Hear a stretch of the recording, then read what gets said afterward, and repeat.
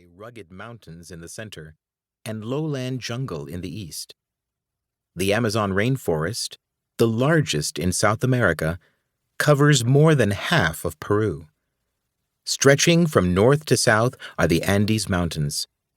The Andes are so high, averaging between 13,000 and 22,000 feet above sea level, that they can be seen from Peru's Pacific coast beaches 50 miles to the west. Peru's west coast is made up of a narrow strip of desert around 1,555 miles long. It is here that ancient cultures such as the Paracas and Nazca used to live. Later, the Inca Empire took over and built large cities and temples. The Paracas people were an ancient Peruvian culture who lived between 750 B.C.E. and 200 C.E. They existed before the Nazca, but inhabited parts of the same area in Peru's south. They were also a big influence on the Nazca people. Both cultures were famous for their ceramics, pottery, textiles, fabric, and for the way they buried their dead. This included placing the bodies in a crouching position and wrapping them in layers of cloth. Known as mummy bundles, the bodies were then buried together in an underground chamber.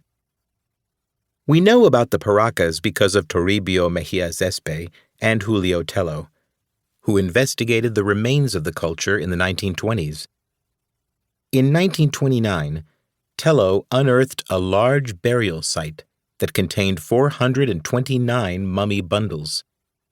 This amazing find included ceramics, textiles, and jewels, which helped them to understand the Paracas culture.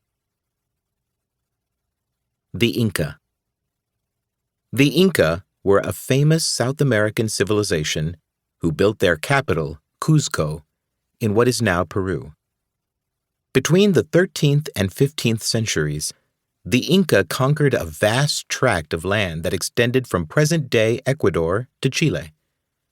To control this empire, the Inca kings built a vast network of roads, fortifications, cities, and temples. Their 12 million subjects worshipped the Inca gods, such as the rain god Apu Iyapu. However, just as the Inca Empire reached its peak in 1532, it was overthrown by conquistadors, conquerors, from Spain.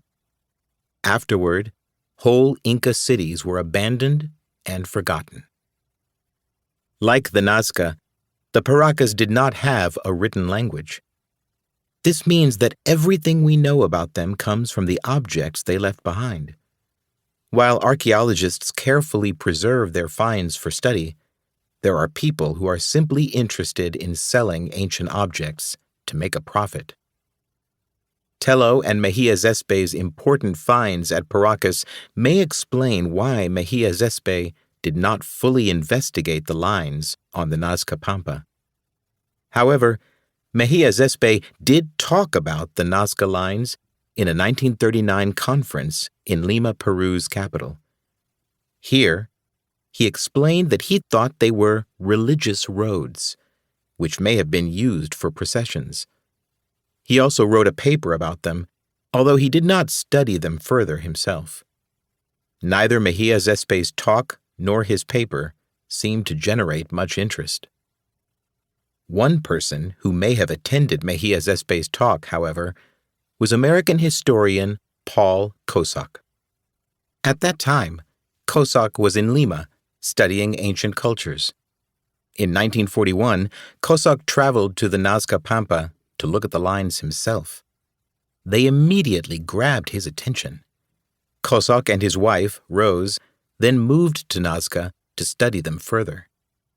Their work marked a turning point in learning why the Nazca Lines may have been made. The Kosaks found that actually making the lines had been quite simple. It involved moving the darker stones and pebbles to the sides while creating a shallow trench in the lighter sand underneath. The stones and pebbles then formed a border on either side of the trench. These borders ranged